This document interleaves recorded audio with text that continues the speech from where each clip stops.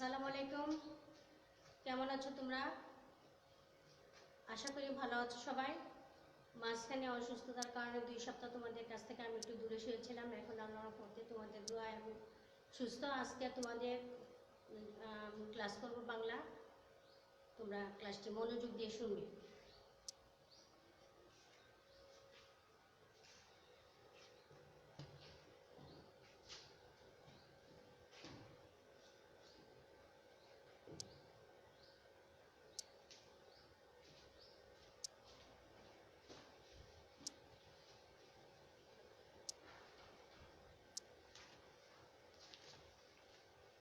ছবিতে কি দেখতে পাচ্ছ তোমরা সবাই? একটু লক্ষ্য করো ভালো করে। ছবিতে দেখা যাচ্ছে নকশি কাঁথা, পাখা, হাত পাখা, বেতের সরঞ্জাম, আর হচ্ছে চায়ের সেট। খাদ্যশস্যের জীবনের সাথে যে জিনিসটি একান্তভাবে জড়িয়ে আছে তা হচ্ছে আমাদের লোকশিল্প। একসময় গৃহস্থ কাজে এই সমস্ত পণ্য ব্যবহৃত হতো। এগুলো হচ্ছে আমাদের কুটির শিল্প।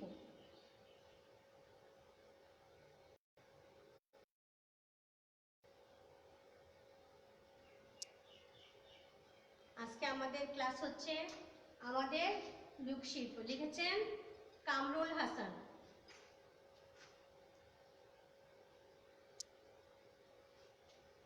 এই পাঠ শেষে তোমরা লেখক পরিচিতি বলতে পারবে, নতুন শব্দগুলোর অর্থ বাক্য গঠন করতে পারবে, বাংলাদেশের লোকশিল্প সম্পর্কে লিখতে পারবে, আমাদের লোকশিল্প সংরক্ষণ ও সম্প্রসারণ এর গুরুত্ব বিশ্লেষণ করতে পারবে।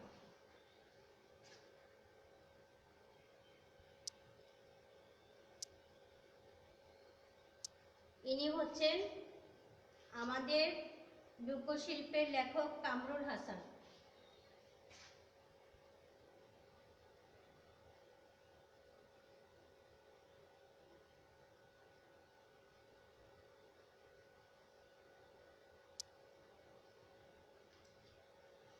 জন্ম 1921 খ্রিস্টাব্দে। আর কামরুল হাসানের জন্ম ঢাকা চারু ও কারুকলা ইনস্টিটিউট এর অধ্যাপক ছিলেন। খ্যাতিমান শিল্পী হিসেবে তিনি দেশে এবং দেশের বাইরে সবার কাছে পরিচিত। আমাদের লোকজ শিল্পের ঐতিহ্যকে তিনি দেশে এবং বিদেশে সকলের কাছে ফুটিয়ে তুলেছেন। বাংলাদেশের শিল্প আন্দোলন ও আমার কথা, উপন্যাস, শিল্পচর্চা ঘরে বাইরে। আর ইনি মৃত্যুবরণ করেন 1988 খ্রিস্টাব্দে 21শে ফেব্রুয়ারি ঢাকায়। একটু কষ্ট করে লিখে রাখো তোমরা সবাই। জন্ম হচ্ছে 1921 খ্রিস্টাব্দে আর মৃত্যু হচ্ছে 1988 খ্রিস্টাব্দের 21শে ফেব্রুয়ারি ঢাকায়। লিখো সবাই, খাতায় লিখো।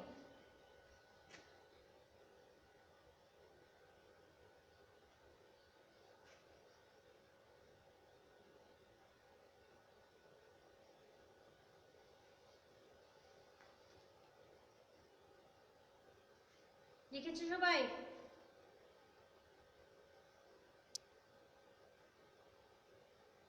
সবাই খুব সুন্দর করে পড়ো, মনোযোগ সহকারে।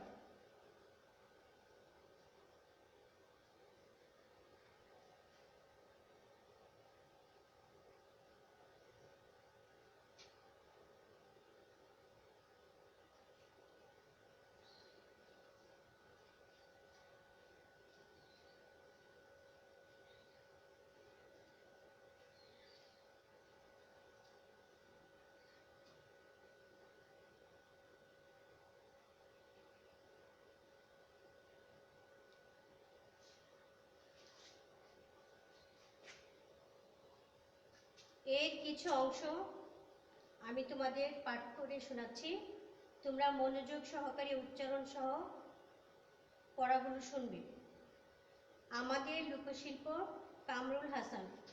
খাদ্যশস্যের পরে বাংলাদেশের মানুষের জীবনের সঙ্গে যে জিনিসটি অতি নিবিড়ভাবে জড়িয়ে আছে তা হলো এখানকার কুটির।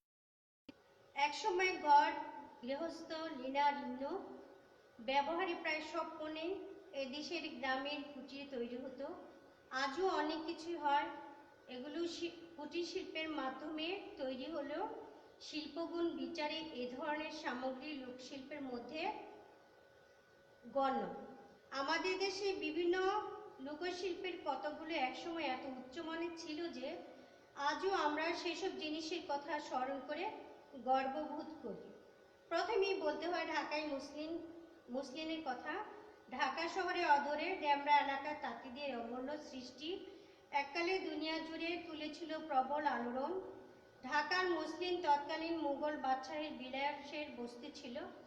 মসলিন কাপড় এত সূক্ষ্ম সুতা দিয়ে বোনা হতো যে ছোট্ট একটি আংটির ভিতর দিয়ে অনায়াসে কয়েকশো গজ মসলিন কাপড় প্রবেশ করিয়ে দেওয়া সম্ভব ছিল। শুধু কারিগরি দক্ষতা নয়, এ ধরনের কাপড় বোনবার জন্য শিল্প মনও থাকা প্রয়োজন। আজ সেই মসলিন নেই, তবে মসলিন যারা বুনত তাদের বংশধররা যুগ যুগ ধরে এই শিল্প ধারা বহন করে আসছে বলে জামদানি শাড়ি আজও আমরা দেখতে পাই। বর্তমান যুগে জামদানি শাড়ি দেশে বিদেশে শুধু পরিচিতই নয়, গর্বের বস্তু। এমনি আরেকটি লোকশিল্প আজ লুপ্তপ্রায় হলেও কিছু কিছু নমুনা পাওয়া যায়। এটি হচ্ছে নকশি কাঁথা। একসময় বাংলাদেশের গ্রামে গ্রামে এই নকশি কাঁথা তৈরির রেওয়াজ ছিল। এক একটি সাধারণ আকারের নকশি কাঁথা সেলাই করতে কমপক্ষে 6 মাস সময় লাগতো। বর্ষাকালে যখন চারদিকে পানি থই থই করে গড় থেকে বের হওয়া এমনি মৌসুমি ছিল নকশি কাঁথার সময়। মেয়েরা সংসারের কাজ সাঙ্গ করে দুপুরে খাওয়া দাওয়া সেরে পাটি বিছিয়ে পানের বাটাটি পাশে দিয়ে পা মেলে বসতে এই বিচিত্র নকশা তোলা কাঁথা সেলাই করতে। পড়শিরাও সুযোগ পেলে আসতো গল্প করতে। আপন পরিবেশ থেকে মেয়েরা তাদের মনের মতো করে কাঁথা সেলাইয়ের অনুপ্রেরণা পেতেন। এমনি একটি কাঁথা সেলাই করতে কত গল্প, কত হাসি, কত কান্নার মধ্যে দিয়ে শেষ হয়ে যেত তা বলা যায় না। শুধু কতগুলো সূক্ষ্ম সেলাই আর রং বেরঙের নকশার জন্যই নকশি কাঁথা বলা হয় না, বরং কাঁথার প্রতিটি সূচের ফুলের মধ্যে লুকিয়ে আছে এক একটি পরিবারের কাহিনী, তাদের পরিবেশ, তাদের জীবন গাথা। ধন্যবাদ।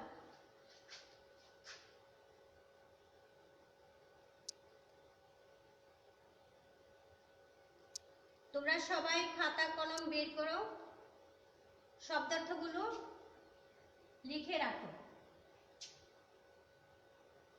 সবাই খাতা কলম বের করো। নিবিড় শব্দের অর্থ হলো ঘনিষ্ঠ। নিবিড় শব্দের অর্থ হচ্ছে ঘনিষ্ঠ।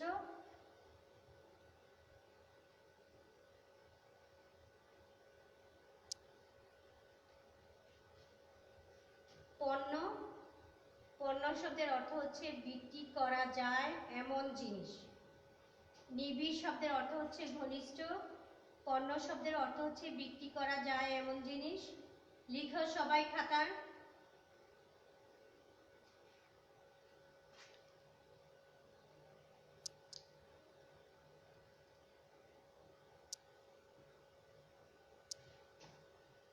লোকশিল্প।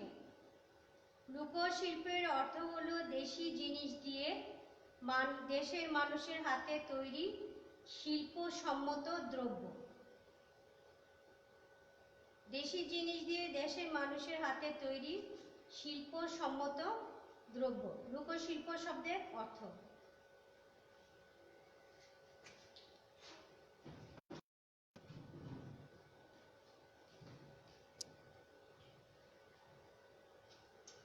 দক্ষতা। দক্ষতা শব্দের অর্থ হলো নিপুণতা। দক্ষতা শব্দের অর্থ হচ্ছে নিপুণতা। আর লোকশিল্প অর্থ হচ্ছে দেশি জিনিস দিয়ে তৈরি শিল্পসম্মত দ্রব্য। অর্থ হচ্ছে নিপুণতা।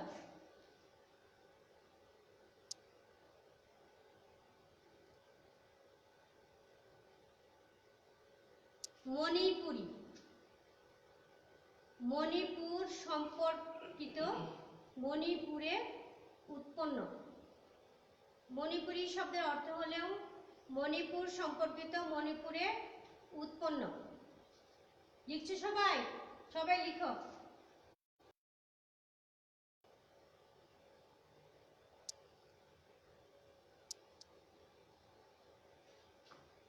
প্রতীকধর্মী, প্রতীকধর্মী শব্দের অর্থ হলো নিদর্শন জ্ঞাপক। প্রতীকধর্মী শব্দের অর্থ হচ্ছে নিদর্শন জ্ঞাপক। মণিপুরী শব্দের অর্থ হচ্ছে মণিপুর সম্পর্কিত, মণিপুরে উৎপন্ন। আর প্রতীকধর্মী শব্দের অর্থ হলো নিদর্শন জ্ঞাপক।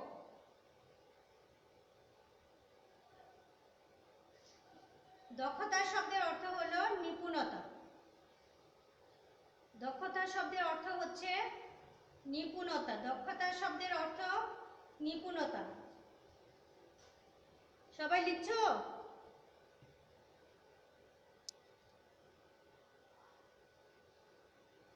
ঢাকায় মসলিন শাড়ি। প্রথমেই আসছে ঢাকায় মসলিন শাড়ির কথা। ঢাকার অদূরে ডেমরা এলাকায় তাঁতিদের এই অমূল্য সৃষ্টি মসলিন শাড়ি। তৎকালীন মুঘল বাদশাহদের বিলাসের বস্তু ছিল এই মসলিন শাড়ি।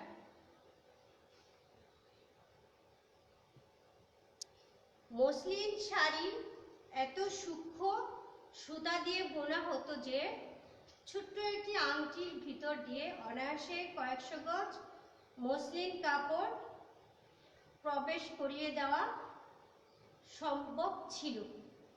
খুব সূক্ষ্ম সুতা দিয়ে বোনা হতো যে ছোট্ট একটি আংটির ভিতর দিয়ে কয়েকশো গজ মসলিন কাপড় প্রবেশ করিয়ে দেওয়া সম্ভব ছিল। শুধু দক্ষতা থাকলেই চলবে না, শিল্পী মনও থাকতে হবে। বুনবার মতো শিল্পী মনও থাকা চাই, মনও থাকতে হবে।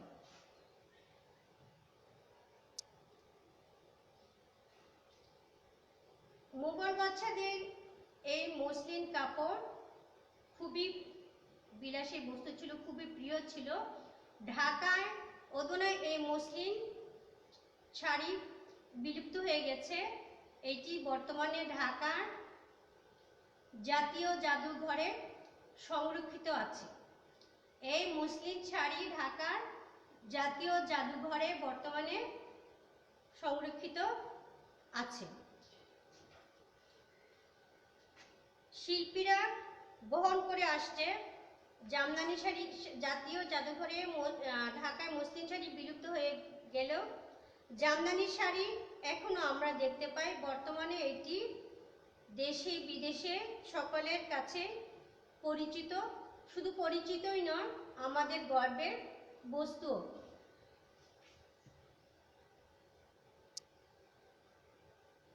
মুঘল বাদশাদের বিলাসের বস্তু ছিল ঢাকায় মসলিন। আগে আমি যেটা বলেছি তোমাদেরকে,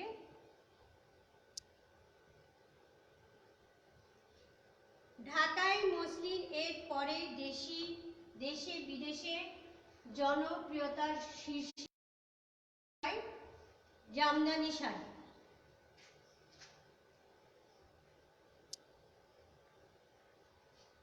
শীতলক্ষ্যা নদীর পানির বাষ্প থেকে যে আর্দ্রতা সৃষ্টি হয় তা জামদানি শাড়ি বোনার জন্য শুধু উপযোগী নয়, বড় এক অপরিহার্য বস্তুও বলা চলে। শীতলক্ষ্যা নদীর পানির বাষ্প থেকে যে আর্দ্রতার সৃষ্টি হয় তা জামদানি বোনার উপযোগী এবং এক অপরিহার্য বস্তু। জামদানি শাড়ির জন্য বিখ্যাত নারায়ণগঞ্জ জেলার নোয়াপাড়া গ্রামে।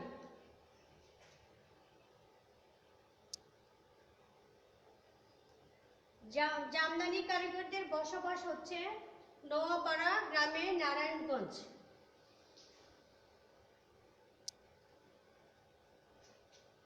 মসলিন কারিগরদের বংশধররা যুগ যুগ ধরে এই শিল্প দ্বারা বহন করে আসছে। নিপুণ বুনন শিল্পে জামদানি শাড়ি তৈরির মাধ্যমে, যা বর্তমানে দেশে বিদেশে সকলের কাছে পরিচিত এবং গর্বের বস্তু। সুতা, রং, নকশা ব্যবহার উপযোগিতার কারণে যুগ যুগ ধরে আজও জনপ্রিয়তার শীর্ষে এই ঢাকায় জামদানি। দেখতে পাচ্ছ তোমরা জামদানি শাড়িগুলো? এগুলো হচ্ছে জামদানি শাড়ি।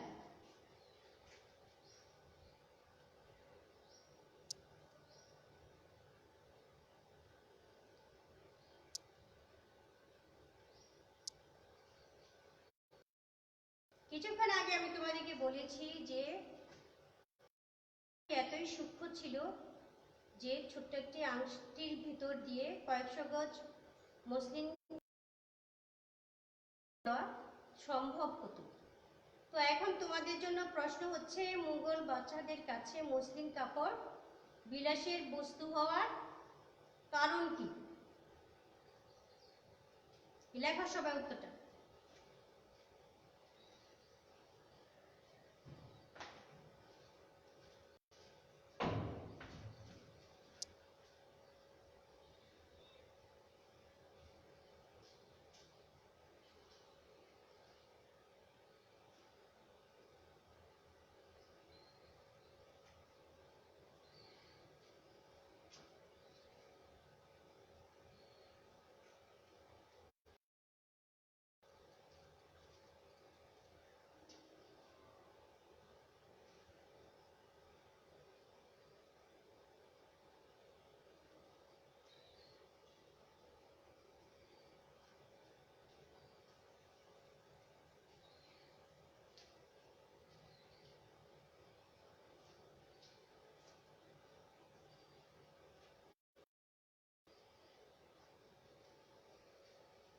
হ্যাঁ, মুঘল বাচ্চাদের কাছে মসলিন কাপড় বিলাসী বস্তু ছিল, কারণ কাপড়টি খুবই সূক্ষ্ম ছিল এবং মসৃণ ছিল, পরতে আরামদায়ক। এর জন্য মসলিন কাপড়টি মুঘল বাচ্চাদের কাছে বিলাসের বস্তু ছিল।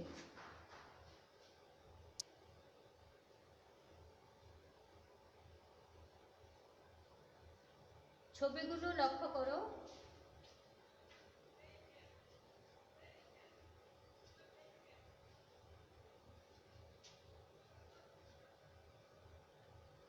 সুন্দর সুন্দর আঁকা।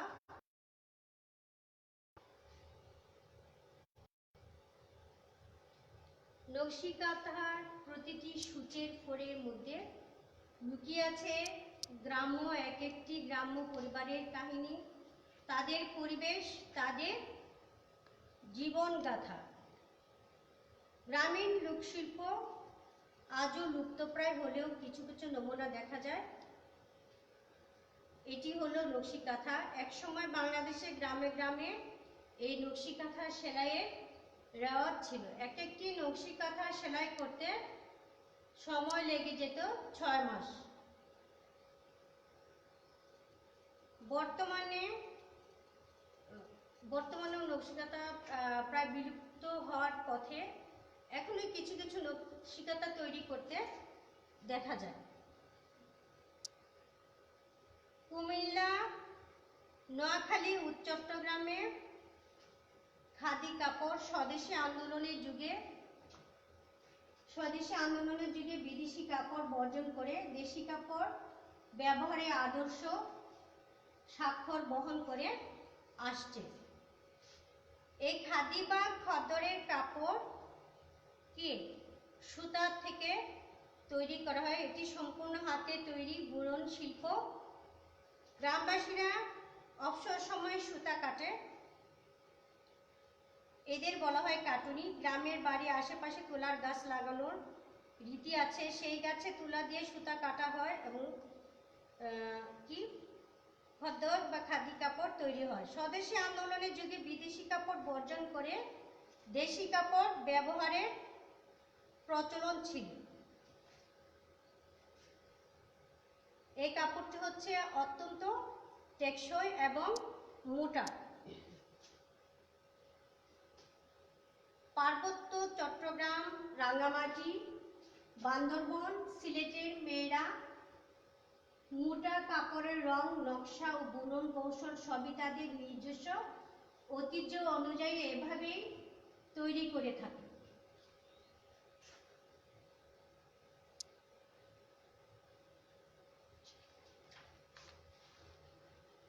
বাংলাদেশের গ্রামে গ্রামে কাঁসা ও পিতলের বাসনপত্র এককালে বেশ প্রচলিত ছিল। আজও শত শত গ্রাম্য কারিগরেরা বিচিত্র ধরনের তৈজসপত্র জিনিসপত্র তৈরি করে থাকে। শত শত গ্রাম্য কারিগরের তৈরি বিচিত্র এসব কাঁসা ও পিতলের তৈজসপত্র আজও প্রচলিত আছে। মাটির ছাঁচ তৈরি করে তার মধ্যে কাঁসার গলিত কাঁসা ঢেলে দেয়। ঠান্ডা হয়ে আসলে উপর থেকে ছাঁচটি ভেঙে ফেললে ভিতর থেকে বদনা, গ্লাস, বাটি এসব কিছু বের হয়ে আসে।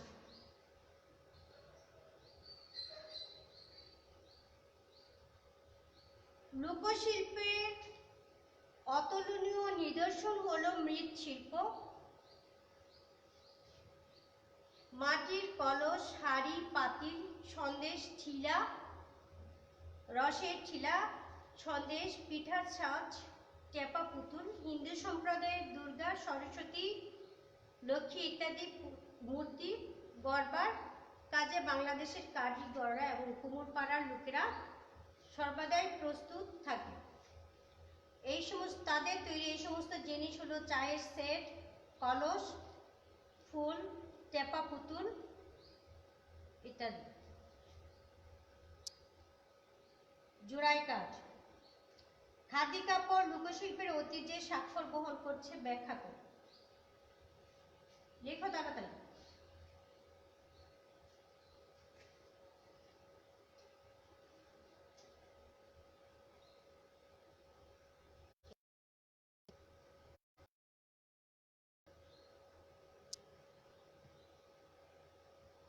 এই ধরনের কাঠের কারুকাজকে বলা হয় হাসিয়া। এই ধরনের কাঠের কারুকাজকে বলা হয় হাসিয়া। এগুলো থেকে আগের দিনের ঘরের দরজা, খাট, পালঙ্ক, খুঁটি ইত্যাদি তৈরি করতে দেখা যায়। আর আগের দিনের তৈরি পালঙ্ক এখনো জাতীয় জাদুঘরে তার ঐতিহ্য বহন করে চলছে।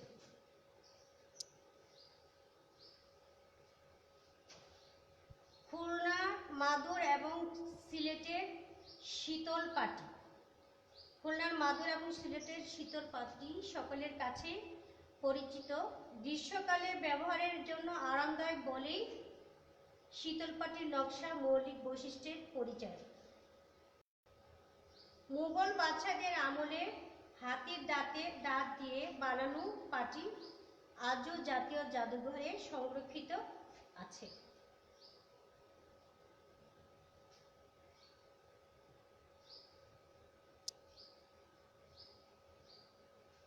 বাংলার গ্রামে ঘরে ঘরে তৈরি শিকা ও হাত পাখা। বাংলার গ্রামে গ্রামে এই সমস্ত জিনিস তৈরি হতে দেখা যায়। আজও এই স্মৃতিগুলো স্বাক্ষর বহন করে চলছে।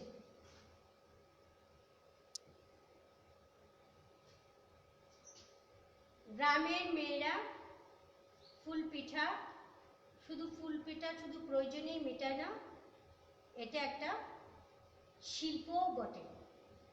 এ ধরনের শিল্প মানসিকতা সকলের মধ্যেই থাকে।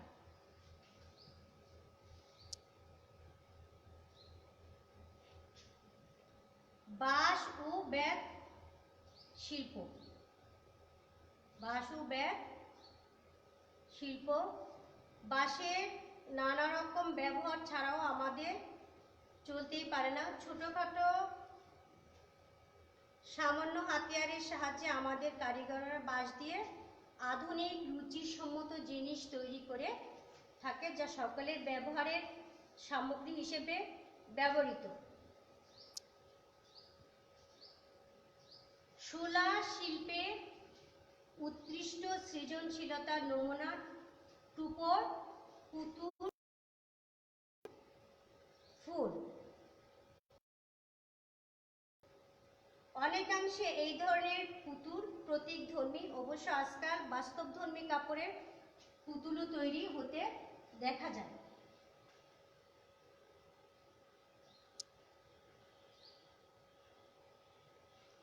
কাপড়ের পুতুল দেশের ঐতিহ্যের প্রতিনিধিত্ব করে, বিদেশি পয়সা উপার্জনে সহায়তা করে। কাপড় দিয়ে যে পুতুল তৈরি করা হয়, এই পুতুল বিদেশে রপ্তানি করে কি করা হয়? পয়সা উপার্জনে সহায়ক হয়।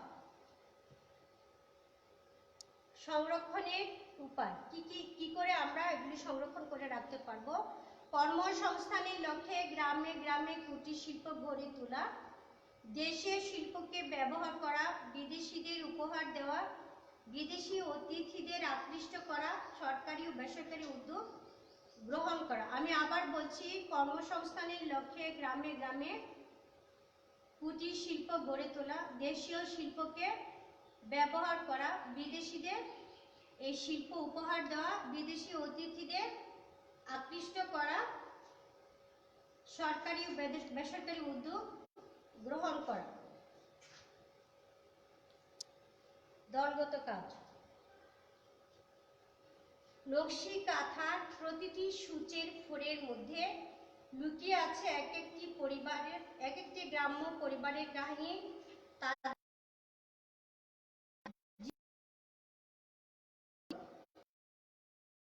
লেখক।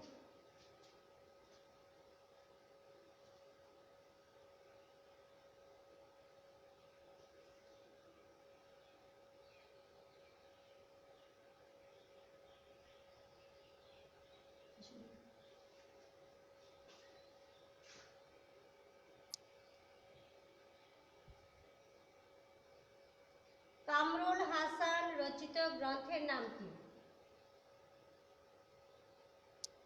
দক্ষতা শব্দের অর্থ কি? কাঠের কারুকাজকে কি বলা হয়? বাংলাদেশের লোকশিল্প ও লোক ঐতিহ্যের উপাদান কি কি? প্রশ্নগুলি লিখো সবাই।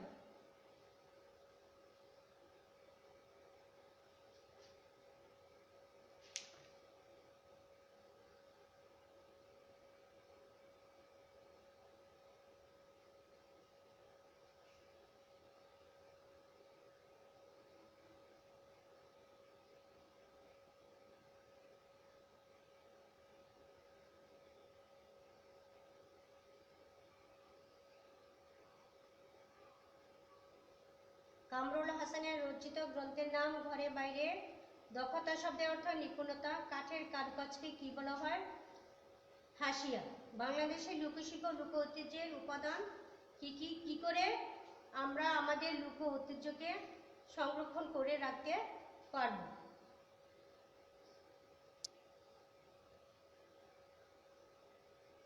বাড়ির কাজ। আমাদের লোকশিল্প সংরক্ষণ ও সম্প্রসারণের গুরুত্ব লিখে আনবে। লেখো সবাই।